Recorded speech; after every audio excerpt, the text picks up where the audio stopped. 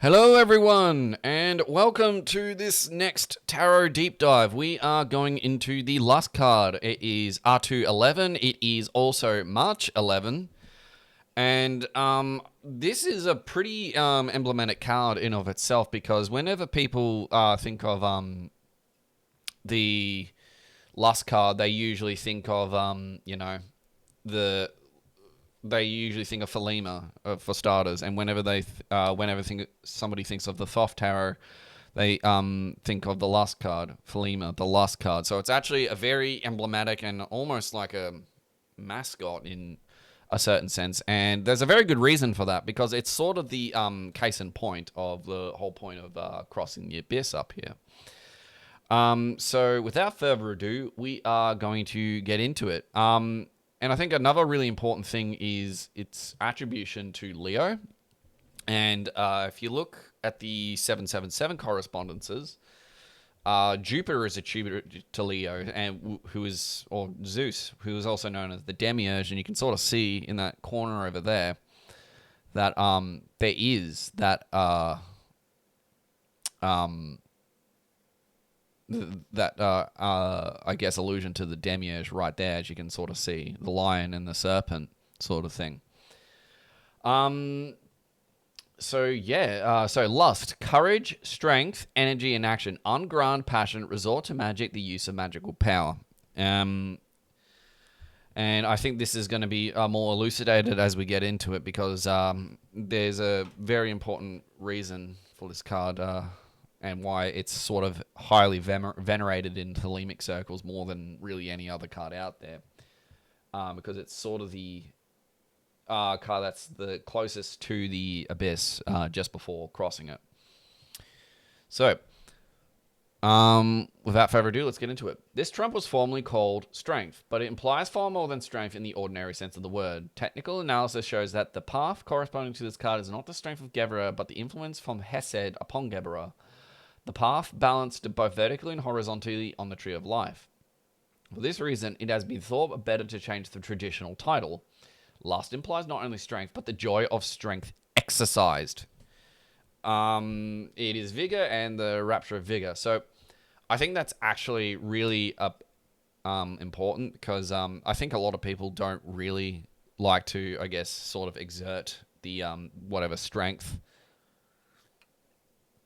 that they possess, and there's supposed to be a joy in I guess exerting that sort of strength or that passion. And when you actually allow all of that to happen, you actually do experience joy. So experiencing your strength in its most exalted form is probably the best form of way to actually experience life and magic in general. So this is from the Book of the Law. Come forth, O children, under the stars, and take your fill of love. I am above you and in you. My ecstasy is in yours. My joy is to see your joy. Beauty and strength, leaping laughter and delicious languor, force and fire are of us.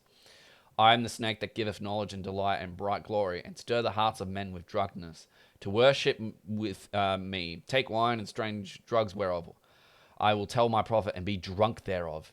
They shall not harm ye at all. It is a lie. This folly against self, the exposure of innocence is a lie. Be strong, O man. Lust. Enjoy all things of sense and rapture. Fear not that any god shall deny thee of this. That last line, fear not that any god shall deny thee of this, I think is quite important in our current culture because even though we have this I guess movement away from religion in some respects, but also simultaneously more people moving into it. We still have that permeation of that we, through denying ourselves that there's some kind of good, metaphysical good we're causing, which is not always necessarily the case. There's obviously control, but that's the other thing. So, and I am the snake that giveth knowledge and delight. That's sort of like knowledge of the self that will give you delight in all of itself. Stir your hearts with drunkenness. That's sort of to sort of become intoxicated with existence in of itself, which is a really important thing for people to sort of get a part of. And That's what Nietzsche was sort of trying to elucidate to.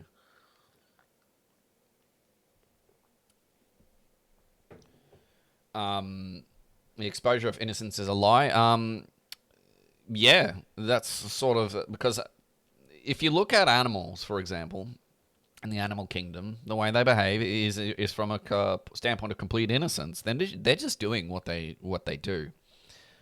And I sometimes wonder if that's the case with humans as well. We actually more so lose our innocence when we deviate from our immediate purpose. And to become innocent again is to sort of become like a child again, and to sort of re-experience our being in the way it was meant to be experienced in the first place. And that's the fire within man, which is the unconscious will. And I think when we think of unconscious will, that is sort of because what I sort of noticed today is that light from the sun actually makes the flame invisible on certain circumstances. Like fire becomes invisible in daylight, which probably also implies unconscious will that sort of burns and goes through all of the dross of our being. Behold, these be grave mysteries. For there are also of my friends who be hermits. Now think not to find them in the forest or in the mountain, but in beds of purple, caressed by magnificent beasts of women, with large limbs and fire and light in their eyes, and masses of flaming hair about them. There shall ye find them. Ye shall see them at rule, at victorious armies, at all the joy, and there shall be in them a joy a million times greater than this. Beware lest any force another, king against king. Love one another with burning hearts, or on the low men trample in the fierce lust of your pride in the day of your wrath. Now, the part of the hermit, I believe, is quite important because the hermit is sort of like the spermatozoa, and the hermit is I guess sort of misinterpreted as sort of needing to be a part of the whole experience, and that's actually not the case at all. So, and obviously with armies and all that other kind of thing. So yeah, be lustful, not in the sense of be debaucherous, but be lustful as in having like your own inner strength drive you, like the moon in of itself. There is a light before thine eyes, O prophet, a light undesirable, most desirable. I am unlifted in thine heart, and the kisses of the stars rain hard upon thy body. Thou art exhausted in the voluptuous fullness of inspiration. Expiration is sweeter than death, more rapid in laughter than a caress of hell's own worm. So, with that in mind, so yeah, uplifting the heart, which is fire, which is probably what it's supposed to be doing in regards to Leo. And this actually has a lot of correspondences with the chariot, which I know we'll be getting into quite soon. And this trump is desired to the sign of Leo in the zodiac. This is the cherub of fire. There you go. And is ruled by the sun. It is the most powerful of the 12 zodiac cards. A bit like how I said, there was a reason it sort of got venerated as like one of the more important cards. And represents the most critical of all the operations of magic and of alchemy. It represents the act of the original marriage as it occurs in nature, as opposed to the more artificial form portrayed in R26. There is in this card no attempt to direct the course of the operation. Important, yeah. There is no card. There is in this card no attempt to direct the course of the operation. So what that just simply means is operating through pure will. Delivered from the lust of result is in every way perfect. Because the lovers is sort of the intermingling of your opposites of your own being, to sort of create the thirsting of the higher nature. But this one is sort of this most exalted form of the lovers, in where you're now being driven in the original way that you were sort of, I guess, supposed to be before you were born. Or rather, since you were born, before obviously things such as culture, religion, dogma, and I guess, family customs took its place. So that is the most exalted form of your being. The lust card represents that. The main subject of the card refers to the most ancient collection of legends or fables. It is necessary here to go a little into the magical doctrine of the succession of the aeons, which is connected with the procession of the zodiac. Thus, the last aeon, that of Osiris, is referred to Aries and Libra, as the previous aeon, that of Isis, which was especially connected with the sign of Pisces and Virgo. While the present, that of Horus, is linked with Aquarius and Leo. Yeah, so basically when we look at the two aeons, it's we actually look at the sort of opposing signs. So with Aquarius, it's Leo. And if you look also, again, you know how I was talking about the correspondences with different Roman gods and 777? Aquarius is linked to Juno, which is, or Hera, which is Jupiter's wife, or Zeus's wife. And before the and the aeon of Isis was Pisces and Virgo, which was the aeon of the woman, which was what we just sort of passed. Well, we're sort of coming back into it now, in a sense, with both of those sort of linking up. The central mystery is that in that past aeon was that of incarnation. All the legends of God, men, were founded upon some symbolic story of that kind. The essential of such stories was to deny human fatherhood to the hero or God-man. In most cases, the father is stated to be a god in some animal form, the animal being chosen in accordance with the qualities that the author of the cult wished to see reproduce in their child.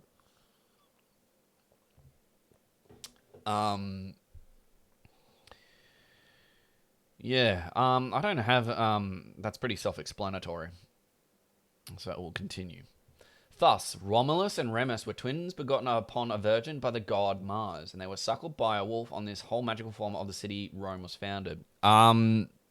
This actually is a really important story, because the virgin that that has been mentioned here is actually Vesta or Hestia, funnily enough. And she's sort of attributed to the devil in that sense for a reason. And if you look at what look more into the story of what she-wolf actually sort of meant in Roman times, she-wolf actually sort of meant a prostitute. And if you consider that, the formula is of the house and Rome. So when we're talking about building Rome and building your empire, we're sort of talking about the matter, the base matter with the fire of Aries that actually produces it all, and everything around you. Because Hestia and Vesta represent core matter, and what gives coherence to your microcosm is the matter, base matter, and fire, which is sort of related to Capricorn. So there's that. Reference has already been made in the essay to the legends of Hermes and Dionysus. The father of Gautama Buddha was said to be an elephant with 6 tucks, appearing to his mother in a dream. There's also the legend of the Holy Ghost in the form of a dove, impregnating the Virgin Mary. There is here a reference to the dove of Noah's Ark, bringing glad tidings of salvation of the world from the waters. The dwellers in the ark are the fetus and the water, the amniotic fluid. Yeah, so there is... so what's really important about the dove is it's basically the highest exaltation of peace, and I guess unity. And that's why it's got sort of referred to the peace dove. But the dove, because of the way the universe works, since energy cannot be created or destroyed, as the dove descends from heaven towards the ark in the amniotic fluid, and sort of gives birth back to the world again.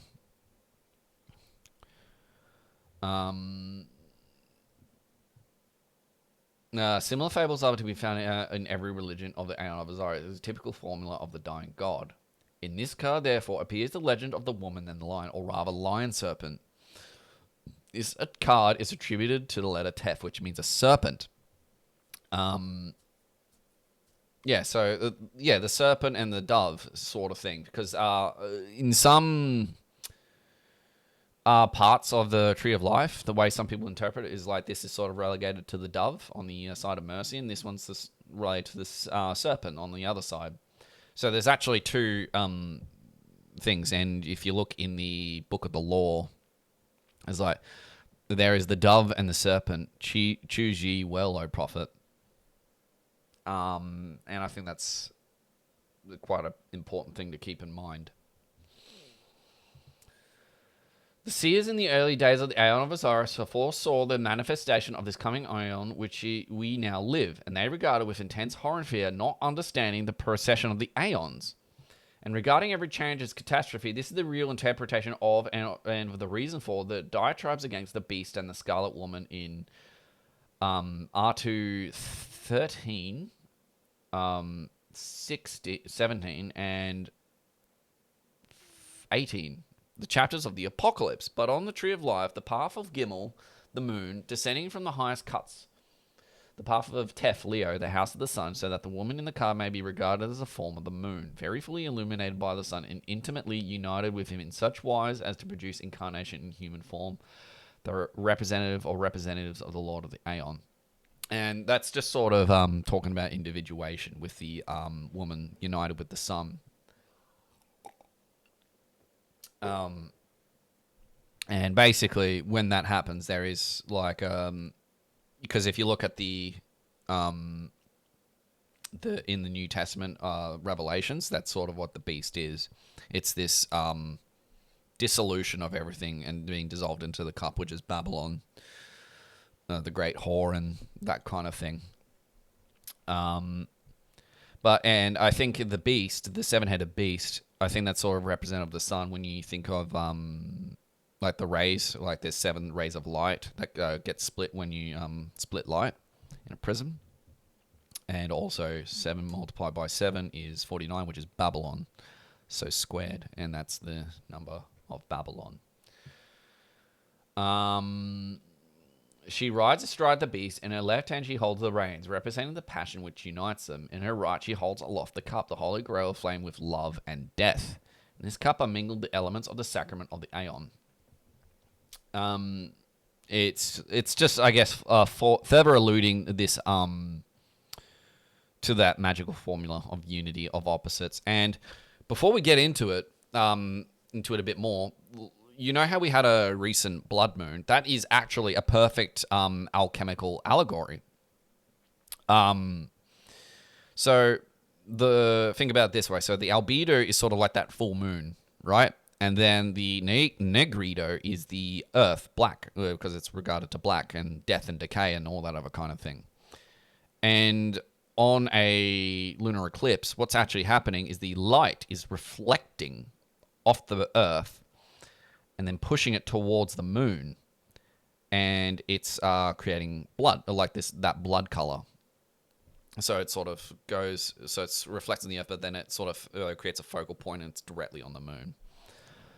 And a big part of these unions of opposites in the negrito and albedo, which are relegated to the feminine part of it, need light and the sun and a spark to sort of bring them together. Because just consider chemistry. What causes hydrogen and oxygen to sort of form water, for example, is when you strike a match and the hydrogen sort of pushes the molecules apart and creates a bond, and then they sort of create an explosion, and oxygen morphs into water through the bonds that way. Yeah, this is going to be a long one, man. So strap in your seats. So the Book of Life devotes one chapter to this symbol, Warata Blossom. 7 are the veils of the dancing girl in the harem of It. 7 other names and 7 other lamps beside her bed. 7 eunuchs guard her with drawn swords. No man may come nigh unto her. In her wine cup are 7 streams of blood of the 7 spirits of God. You know how we were just talking about like the 7 rays of light that sort of get split? I think that's what it's alluding to. And when we're talking about she's basically consuming light in a sense. And because she sort of represents base matter, it creates the blood and the chariot that sort of turns the wheels and brings unity. 7 other heads of the beast wherein she rideth: the head of an angel, the head of a saint, the head of a poet, the head of an adulterous woman, the head of a man of valor, the head of a satyr, and the head of a lion serpent. And the fact that it's the head of a lion serpent is actually quite an important point to put on, because that implies the demiurge, so the creator of the universe in of itself, this sinusoidal wave in Leo, in Jupiter, and all that other kind of thing. 7 letters have her holiest name, and it is Babylon, as you can sort of see. And I want to bring some attention to that very quickly. So yeah, C7, 7, 7, 7, 7, 7, 7, 7, 7 letters, Babylon.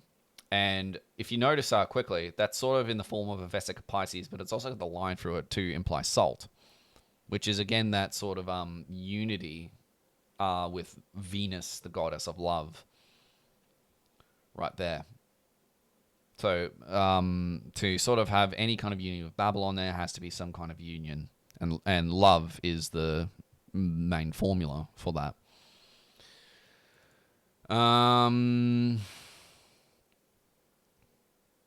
This is a seal upon the ring that is on the forefinger of it, and it is seal upon the tombs of them who she have slain. Here is wisdom. Let him that have understanding count the number of our lady, for it is the number of a woman, and her number is 156. So that would be 156. How about we go to Gematrix for a quick bit, and see what we can come up with. Sophia, that's a pretty interesting thing right there. There's a few stupid ones, but I think that's actually one god,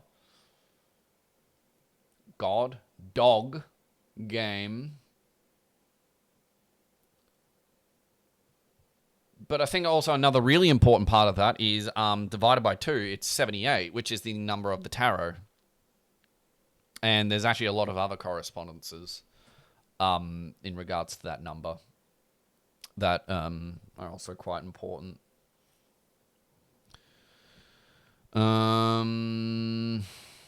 We'll continue from here. There is a further description of the vision and the voice. There is in this card a divine drunkenness or ecstasy. The woman is shown as more than a little drunk and more than a little mad. And the lion is also aflame with lust. This signifies that the type of energy described is of the primitive creative order. It is completely independent of the criticism of reason. Yeah, that's actually a very... that's another important point. Because reason doesn't really get us anywhere. Like, reason actually does have its limitations. Pure will is more important. Because if you think of reason, it's not... I think it's really important to not confuse reason with the intellect, and it's not or logic even. Reason is just the conjunction of opposites that arise in the conscious mind from previous experiences, emotions, wills, wants, and all that other kind of thing, and it turns into reason, which turns into the sword, which directs your spirit. That's it. Reason is not what the point of existence actually. To live a life purely by reason is actually a pretty dead life if you have not done the inner work. And I still to this day think that reason is probably what caused a lot of my own troubles. So yeah, be careful of how much reason you let into your life. For that reason. Would you look at that? This card portrays the wheel of the Aeon in the background of the bloodless image of the saints on whom this image travels, for their whole life has been absorbed into the Holy Grail. Now ye shall know that the chosen priest and apostle of infinite space is the prince priest of the beast. And in his woman called the Scarlet Woman, all power is given. They shall gather my children into their fold. They shall bring the glory of the stars into the hearts of men. For he is ever a sun and she a moon. But to him is the winged secret flame and her the stooping starlight. The sacrament is the physical magical formula for attaining initiation for the accomplishment of the great work. It is an alchemy, the process of stipulation operated by internal ferment and the influence of the sun and the moon. You know how I was just talking about like the blood moon? That's exactly what it's talking about right there. Basically, the influence of the sun and the moon to create that sort of the blood and the Holy Grail, the blood that sort of descends into the cup of Babylon, right there. Behind the figures of the beast and his bride are 10 luminous rayed circles. They are the Sephiroth, latent, and not yet in order, for every new Aeon demands a new system of classification of the universe. At the top of the card is shown an emblem of the new light with 10 horns of the beast, which are serpents, sent forth in every direction to destroy and recreate the world. So yeah, it's the same sort of... I think it's really important to draw how they're sort of serpentine-like. As another really important thing, and how that could sort of more represent the sun. Because if you look at Tippereth, because since the sun itself does not cast a shadow, but there's a really important... So, like, you can't actually live your life without shadow, people. This is a really... And I actually want to bring your attention to this. So, with Tippereth, it casts... So, if you consider the fact that the human body is the tree of life, and there's different planets that sort of are relegated to different parts of our body and our functions and that kind of thing. But our soul is what actually what drives us, our inner essence. The soul reflects on these Sephiroth like a moon, and it shows half light and half dark, half revealed, half concealed. And that is the way of the yin and yang in that respect. So next time you think you can just do pure good and that kind of thing, or if you think that you can, like, there's no way you can possibly cast a shadow, you're completely wrong. I'm sorry. The sacrament... So, wait. Where were we? Yeah, the process of distillation. Behind the figures of the beast and his bride are 10 luminous rays. So, yeah, we just did that. At the top of the card is shown an emblem of the new light with 10 horns of the beast, which are serpents. See how I just said? Like they look serpentine and they sort of look like snakes. Same thing. Sent forth in every direction to destroy and recreate the world. And that is the serpent. The serpent sort of is creative and destructive, because it's the subtle sort of wave that sort of pulled apart duality and then reunited it and pulled it apart again. It's this oscillation. It's serpentine. Serpentine. It's the same thing over and over and over again. Systole, diastole, up, down, left, right, forward, back. Oh, I got some dirty thoughts doing that, thinking about that. So let's continue. My mind's a little bit in the gutter. Further study of this card may be by close examination of Liber 15, Magic, page 345. So this is Vision and the Voice, which is always a really important one. All right, Babylon. In R2-7, the charioteer bears the grail.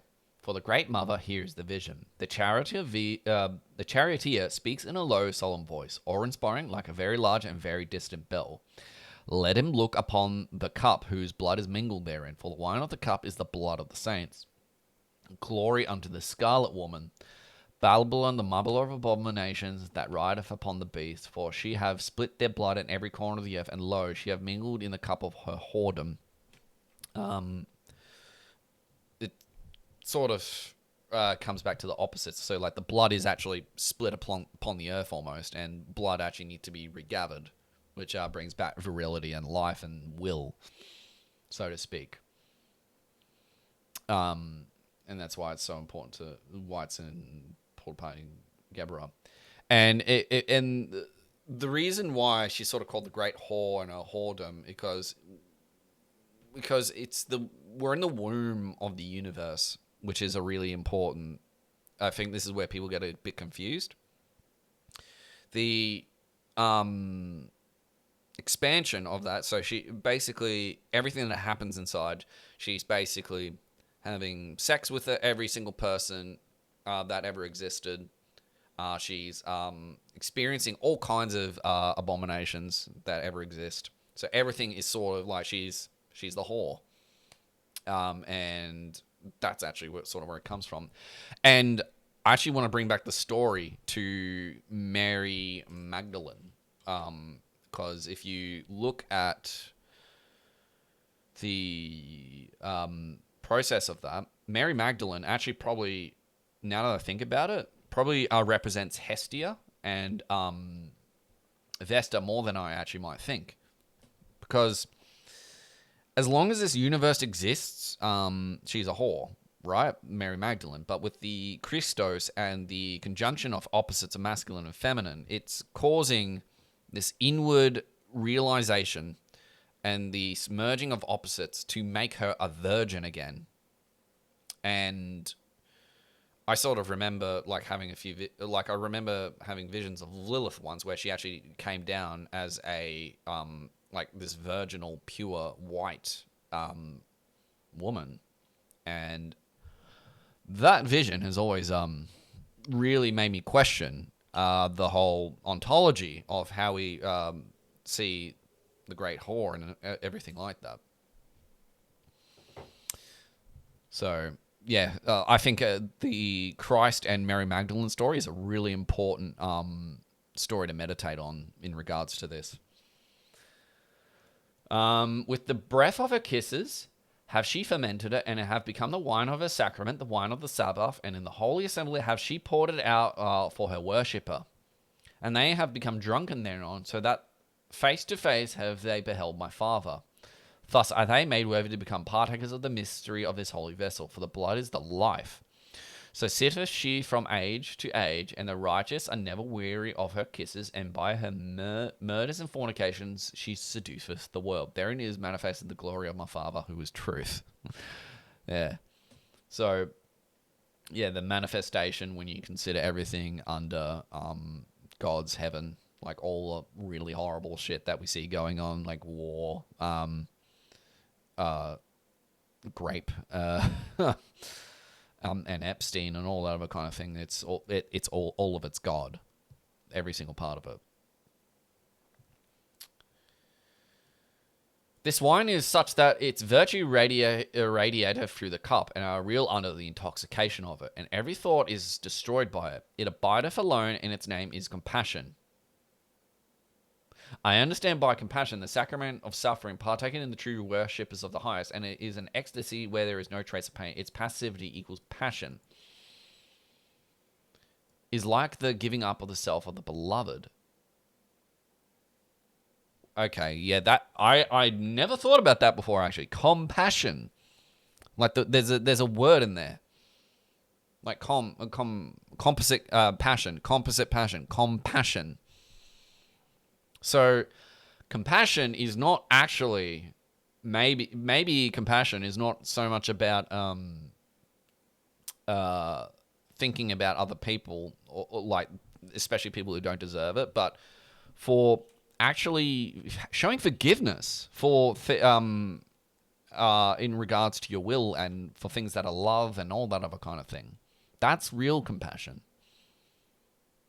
Like showing genuine love for people who might actually be a part of your life, who are really there to help you. That is real compassion. Or to sort of push forward the world. There we go. The voice continues. This is the mystery of Babylon, the mother of abominations, and this is the mystery of her adulteries. The doctrine here set forth is identical with that of the whole mystery of perfection, understanding itself through experience of all possible imperfection, as explained elsewhere in this essay.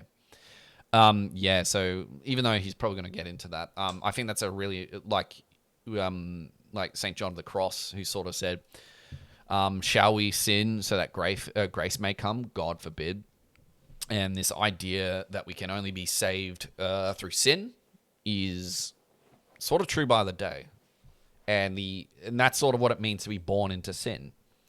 Like, as long as this place exists, we are living in iniquity, we are imperfect, and we are generally fuck-ups, in a sense. Because we disobeyed God, and not in the Christian sense, we disobeyed him or whatever, but because there was this explosion and this disturbance of this perfection, because there was a disturbance of perfection, which is a betrayal of the perfect order, it created the universe. And that's sort of what the clip-off sort of aims to do, is to say that there is light trapped in matter and I guess in transgression. And that is actually half the reason that sometimes sin is not the worst thing. Don't do sin the whole time. I mean, in the sense of your will. Don't sin against yourself in that regard. So, like, if your will is to be a musician, don't go and fucking be a desk worker and never pick up your instrument, for example. That's a sin. Let's continue. For she have yielding upon herself for everything that liveth, and have become a partaker in its mystery. And because she have made herself the servant of each, therefore she becomes the mistress of all. Not as yet canst thou comprehend her glory. Beautiful art thou, O Babylon, and desirable, for thou hast given thyself to everything that liveth, and thy weakness have subdued their strength. For in that union those disunderstand. Therefore art thou called understanding, O Babylon, lady of the night.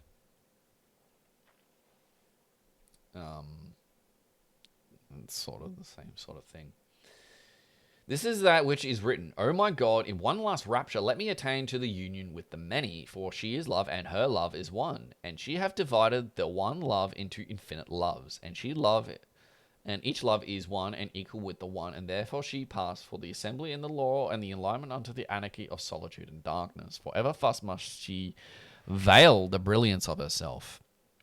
So if there's opposites in the world, right? So like, everything is half revealed and half concealed consistently, and we sort of see that with I think it was photons. We can't measure their speed or their size or something like that. We can't do two things at once.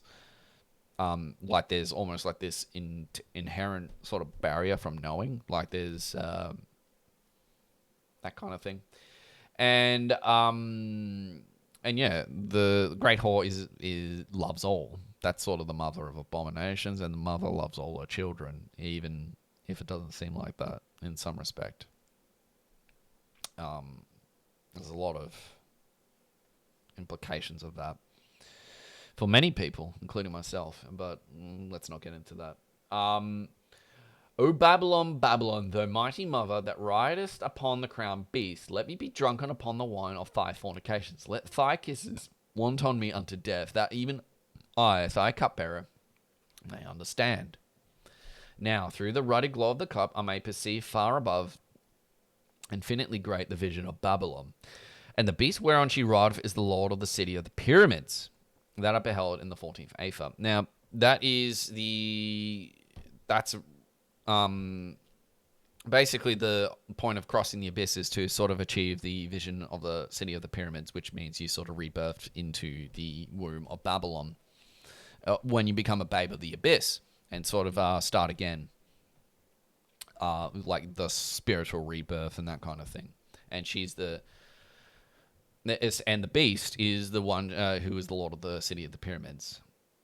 And they are beheld in the 14th Aether. Okay, let's continue. Now that it is gone in the glow of the cup, and the angel saith, Not as yet mayest thou understand the mystery of the beast, for it pertaineth unto the mystery of this air, and few that are newborn unto understanding are capable thereof. The cup glows even brighter and inferior, and all my senses is unsteady, being smitten with ecstasy. And the angel saith, Blessed are the saints, that their blood is mingled in the cup, and can never be separate any more. For Babylon the beautiful, the mother of abomination, has sworn by her holy catis, which actually refers to the vaginal region, whereupon every pointer is a pang, that she will not rest from her adulteries until the blood of everything that liveth is gathered therein. And I like the blood is just love, really. That's what it is, and that's that. And I think that's the point of the blood moon. And her,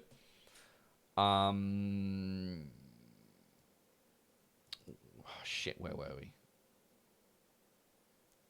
Yeah, she will not rest from her adulteries until the blood of everything that liveth is gathered therein. So, like, if there's no love and there's no unity, like, the universe, in a sense, is going to continue being, well, at least in our own microcosm, for the most part, is going to continue to kind of suck. And if there is no love in our planet, we're screwed. And I don't mean just love. I don't mean love indiscriminately, right? I mean love for yourself, love for your purpose, love of nature, and that kind of thing, instead of fear. And I think fear, in my own recent experience, is the antithesis of love. Like, people say, oh, the antithesis of love is not hate, it's apathy. I actually disagree. I think it's fear. The fear. So love.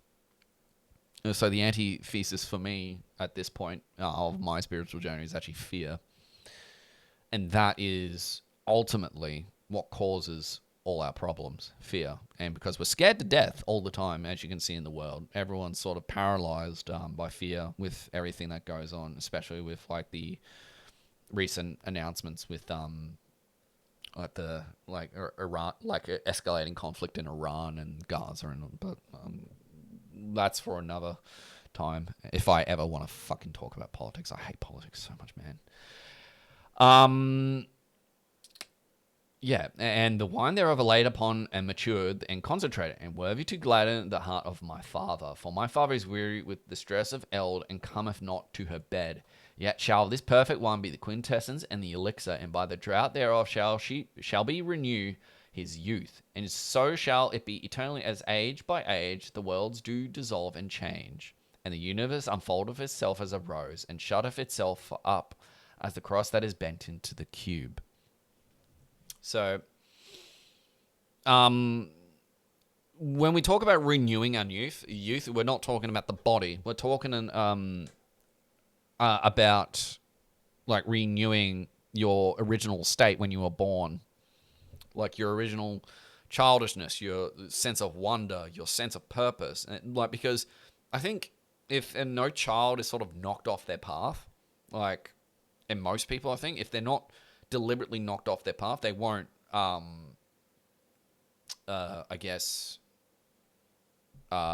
become as old.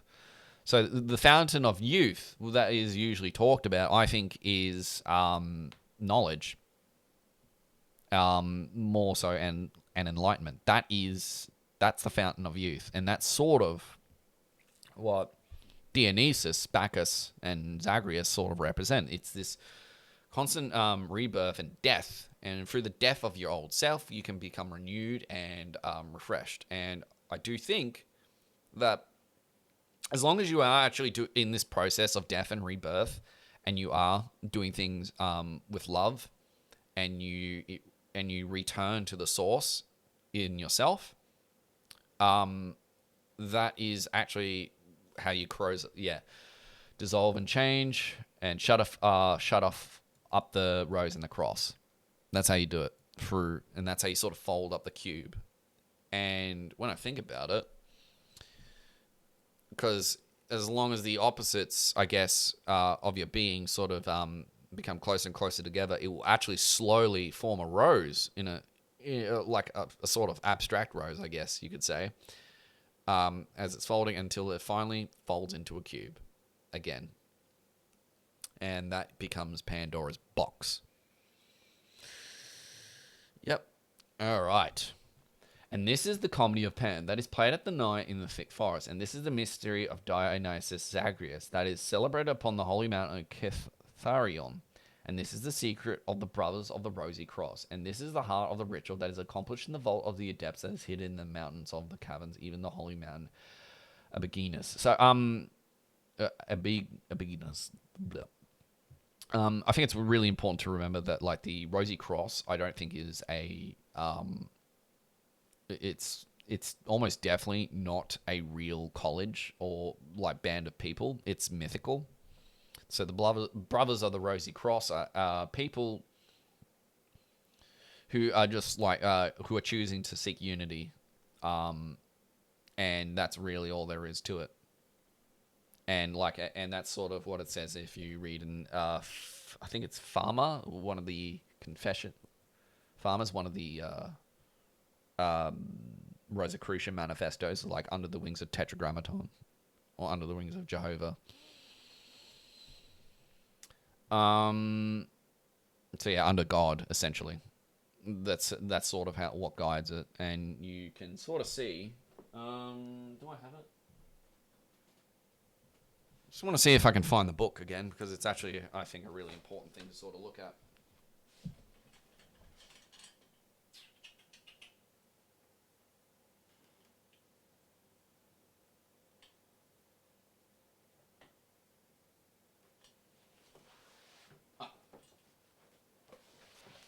So here you go. So I want everyone to, with that Rosy Cross sort of explanation, to sort of really comprehend this image. As you can sort of see, there's like Jehovah from heaven sort of guiding the invisible college, and it's got wings, and it's a cart, like the chariot. And it's being pulled along. And there's like the swan, the serpent, and doves and things like that.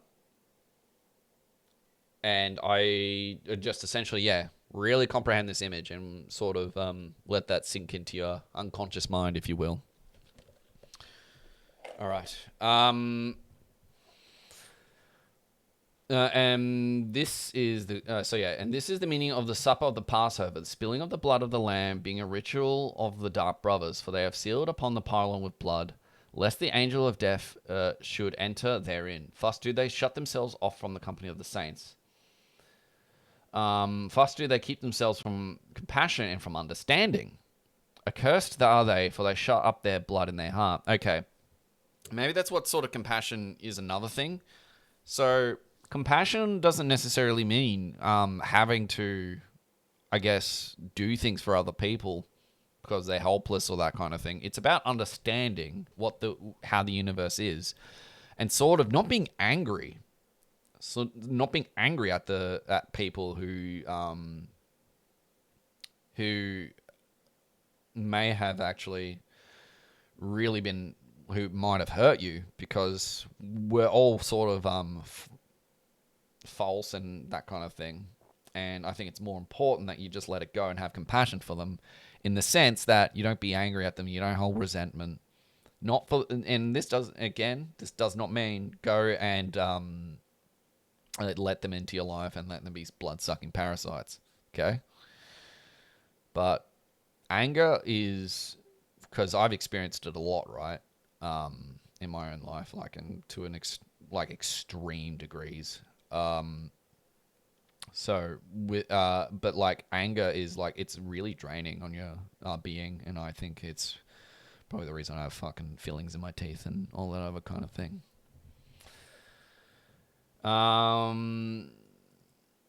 Yeah. So be very careful, I guess. So don't shut up your heart. Don't like let it harden up your heart. That's always the worst thing. And shutting up your heart is terrible.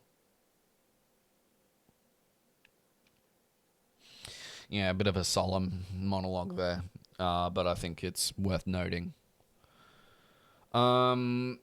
They key themselves from the kisses from my mother Babylon, and their lonely fortress they pray to the false moon, and they bind themselves together with an oath and with a great curse, and of their malice they conspire together, and they have power and mastery, and in their cauldrons do they brew the harsh wine of delusion, mingled with the poison of their selfishness. Unfortunately, yeah, people really try to, I guess, connect to God, and they're still poison and they're selfish, and you can see this in many religions, not limited to just Christianity, but you can see it in Islam in particular. Like, just look at the wealth disparity in like places like the Arab Emirates, even in India with like the Hindu caste system. Thus they make war upon the Holy One, sending forth their delusion upon man and upon everything that liveth, so that their false compassion is called compassion, and their false understanding is called understanding. For this is their most potent spell. There you go. So you know how I was just talking about compassion not being about taking care of people and all that other kind of thing, or letting them into your life. That's false compassion. That's not compassion. That's enabling. And I think it's so important that we realize that we don't have a false understanding. And it takes a lot of work, because if your cup isn't empty, you're not going to be able to fill it with anything else. You know? And this is a poison that has sort of been wrought on people, that compassion means helping people indiscriminately. No, doesn't mean that at all. Compassion is about understanding. You know? That's it. And once you have compassion, you can't be angry at the world. I think that's the biggest lesson there. Like, once you have real compassion, it's impossible to be angry at the world. And once you have real understanding, you can't be angry at the world either.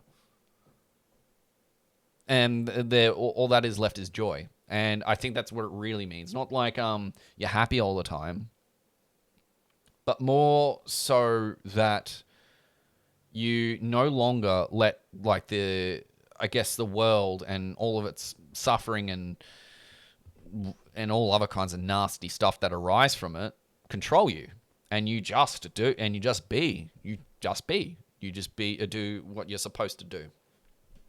And I think that's the most important lesson. Man, this has actually been one of the most important cards, I think.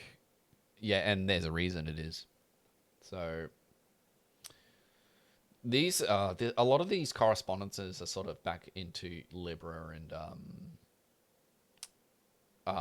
and the Justice or Adjustment card. But yeah, that's been, I guess that's the really important part of all of that. Man, quite a stream. I hope people are listening still, because this is important stuff.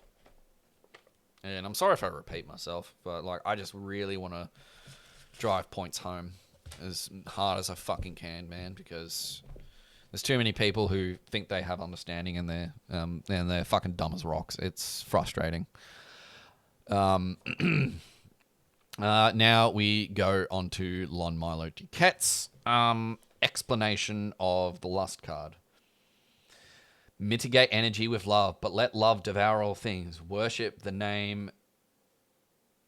Oh, it's blank. Foursquare, mystic, wonderful, and the name of his house, 418. And that's like the number of the beast, or the Theron. Crowley note. This name to be communicated to those worthy of that initiation. Oh, okay, so it's a name due to initiation. So, and that's why it's blank.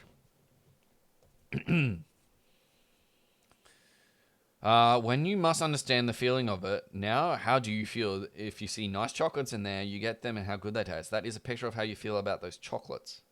Harris to Crowley in March 25, 1942.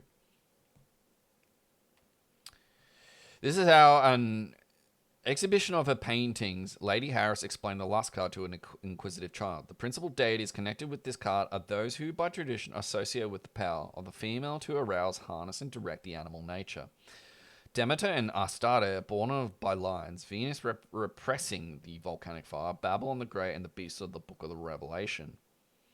Lust is perhaps the most beautiful and provocative of the entire deck, as one of the trumps that exemplifies Crowley's visionary and initiatory experience chronicled in the vision of voice, particularly his voice on the 12th Aether. While very tame by modern standards, the naked image of the Babylon, the Scarlet Woman, elevating the Holy Grail and straddling fantastic and terrible seven-headed beast is still too daring for many 21st century sensitivities. Yeah, I mean, even if you tell this to people like atheists and stuff like that, it's going to invoke some kind of fear or discomfort or aversion. In state and federal prisons through the United States, the thoth terror, because of the Lusker, is considered pornographic contraband, and its possession by inmates is forbidden. That is interesting. To think that a thoth deck causes that much problem.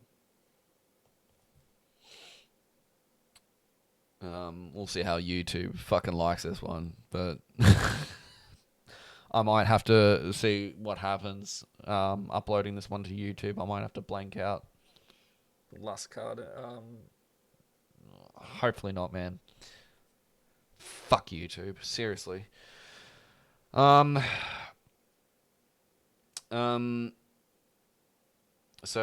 even seasoned tarotists who should know better point to the Lusker as another example of Crowley polluting the tarot with his dirty mind. And you know how we were going back to that earlier part about like enjoy all things and think that no God shall deny thee of this. And I think this is like one of the major points is we think that some pleasures are dirty, some pleasures are good, and all that other kind of thing, and that just causes all kinds of neurotic shit, man. Like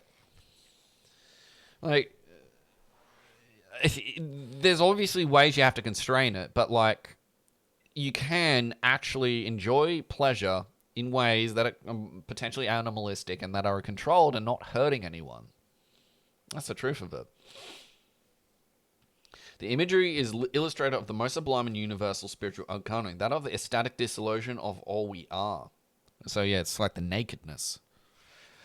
Referred in Thelemic texts as the blood of the saints, in the universal self of Godhead, symbolized as a great whore and the Holy Grail she embodies. This is not, I repeat, this is not a statement concerning mortality or immortality. Morality or immorality. Excuse me.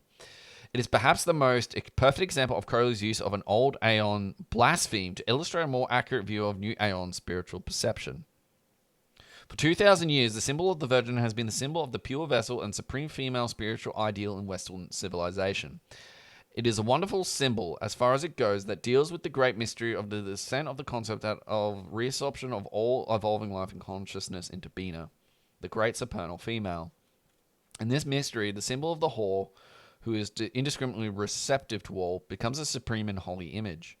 Listen to how Crowley's Angel of the 12th Ava describes her. This is the mystery of Babylon, the mother of all of abominations, and this is the mystery of her adulteries, for she have yielded up herself to everything that liveth, and have become a partaker in its mystery. And because she has made herself the servant of each, therefore she becomes the mistress of all. So it's just talking about the great woman, how she's a mistress to the whole experience, like the great womb of the mother. And like she's a partaker of that mystery.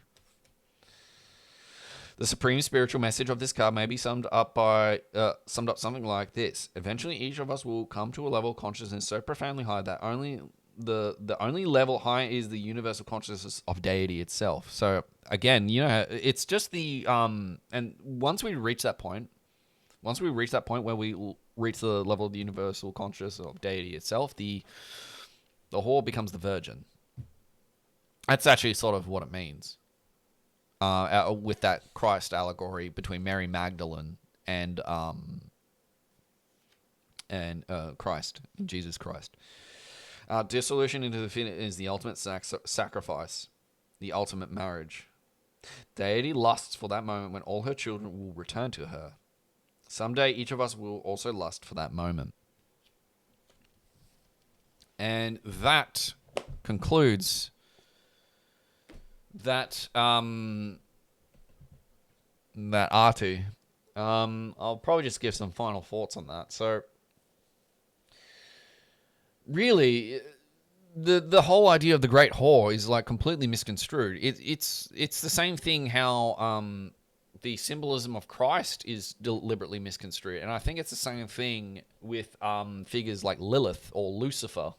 I think they're deliberately on purpose, misrepresented to get people to shy away from it.